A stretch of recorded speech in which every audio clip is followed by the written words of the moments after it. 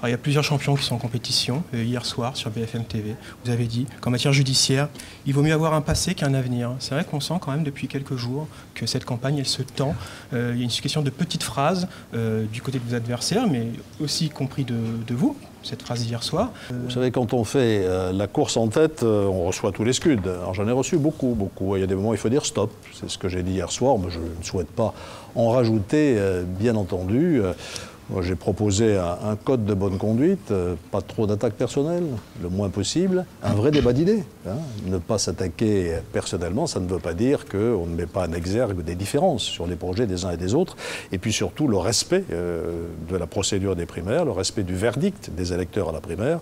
Moi, je me suis engagé à soutenir sans état d'âme celui qui gagnera la primaire. Il n'y a pas trop de respect quand même dans cette campagne. Hier matin, Nadine Morano vous a assez chargé quand même, en revenant d'ailleurs sur les affaires. Donc, vous mettez un exergue, ma petite phrase d'hier soir, à l'exception de cette petite phrase qui était une façon de stopper, si vous voulez, les attaques, un peu de la légitime défense. Je ne pense pas, depuis le début de la campagne, avoir fait beaucoup de petites phrases contre mes Vous êtes en position de légitime défense aujourd'hui? Hier soir, je l'étais, oui, mais enfin bon, je ne peux pas non plus, je ne sont pas victimisés ou... Vous avez dit effectivement, en matière judiciaire, il vaut mieux avoir un passé qu'un avenir. Est-ce que c'est pas mieux d'avoir rien du tout? Est-ce que pour Oui, vous... bien entendu, mais enfin, quand on a un passé, on n'efface pas le passé.